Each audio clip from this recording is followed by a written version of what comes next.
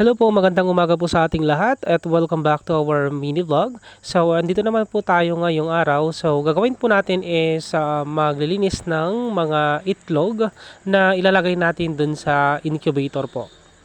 At ayun na mga ka-idol, so kumuha na po ako ng pamunat sa saka binasa-basa ko po konti para at least yung mga may mansang mga itlog na galing sa putikan, so madali lang siyang malilinisan.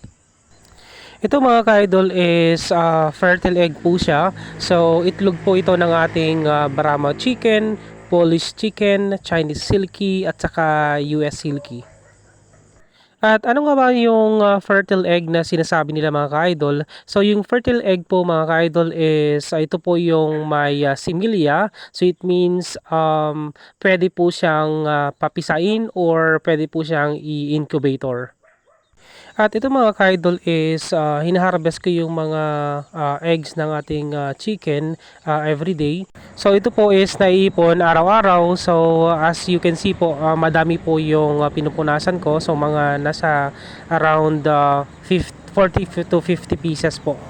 Alam niyo mga ka-idol, so bigla akong nahumaling sa mga manok kaya meron na po akong 6 months na pag-aalaga ng mga manok at saka nagpapapisa. Ang una kong inalagaan mga ka-idol is mga native chicken. So sobrang dami po nila dati. So kasi minsan gusto kong kumain ng mga native chicken, pang tinola, mga ganyan.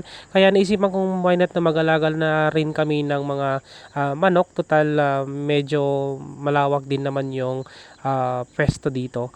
At nung napadami ko na yung mga native chicken natin mga ka-idol, so of course may mga bumibili na din sa atin. So dinadayo tayo dito. So minsan may mga isa, dalawa, tatlo or apat na pieces yung mga binibili nila sa atin. At nakakatuwa mga ka-idol na may bumibili sa atin na dumadayo kasi di mo akalain na pwede mo palang pagkitaan itong pag-aalaga ng mga manok. At ang pag-aalaga natin ng mga manok mga ka-idol is dapat may sipag at tiyaga ka kasi kailangan mo din siyang pakainin araw-araw. At kailangan mo silang pakainin ng umaga at saka hapon po. At saka minsan binibigyan ko din sila ng merienda, yung mga vegetable or yung mga cabbage na hindi na, or yung mga gulay-gulay na hindi na kailangan or medyo nabubulok na. So at least instead na itatapon mo yung mga gulay-gulay, pwede mo silang ipakain dun sa mga manok natin na alaga. So at least absorb din sila ng mga nutrients. At ayun na mga ka-idol, so tapos na tayong maglinis sa mga itlog. So ginagawa po natin ngayon is linalagyan po natin ng mga papel. Kasi ito po mga ka-idol is i-imbak natin ng 10 to 15 days para meron tayong araw na mag-harvest at saka madagdagan yung ilalagay natin dun sa mismong incubator. At upang sa ganun, ma-maintain natin yung quality ng ating fertile egg bago natin isalang dun sa ating incubator. At nakakatawang pagmasdan mga ka-idol kasi pag nakita mo yung mga manok, lalong-lalo na yung mga may ibang breed like yung mga Chinese silky at saka US silky or yung mga Brahma, so nakakaangas lang tignan lalo na pag naglalakad-lakad sila. At minsan mga ka-idol, may mga tao rin na gustong mag-alaga ng mga ganong klaseng manok. So at least nakakabenta rin tayo minsan kahit papaano, pero medyo may kamahalan din kasi. At kung gusto niyo mag-alaga ng mga manok na may breed, lalo na may mga Polish chicken at saka Brahma, so PM nyo lang ako at saka pwede nating pag-usapan. At ayun na mga ka-idol, so malapit ko nang matapos ito. So itatabi ko na lang ito pagkatapos na malinisan. So ayan. At saktong-sakto naman na darating na yung ulan. So kaya tinigil ko na at natapos ko na rin yung gawain ko. At ayan po mga ka-idol. Bumuhos na ang ulan, so sobrang lakas na po. Kaya yung tubig dito sa harap namin is pumunta na dito sa loob. At ayun na mga ka-idol, so yung kapatid ko is siya yung naglilinis. So ayan, tinatanggal yung tubig kasi dadami yung mga tubig dyan pag hindi mo inalis yan.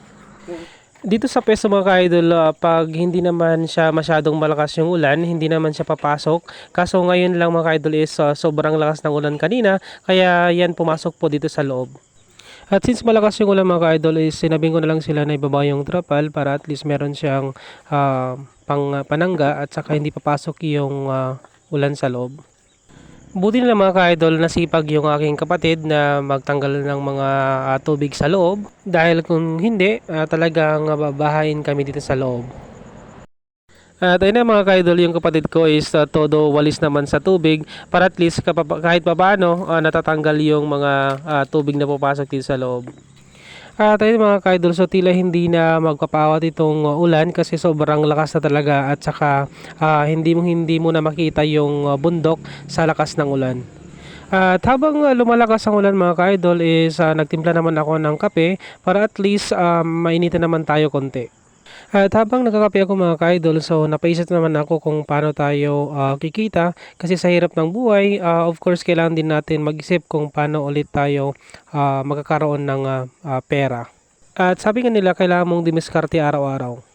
At ayun na mga ka-idol, so matapos ko nang mainom lahat yung kape ko pero ito pa rin ang lakas pa rin ng ulan at hindi pa rin nagpapaawat. Kaya nagtimpla ulit ako or nagtake ulit ako ng kape. Kayo mga ka-idol, sa kailang kape kayo sa isang araw? At dito na nagtapos ang ating mini vlog for today's video. So salamat sa panonood. Please subscribe to our YouTube channel and our FB page. Salamat!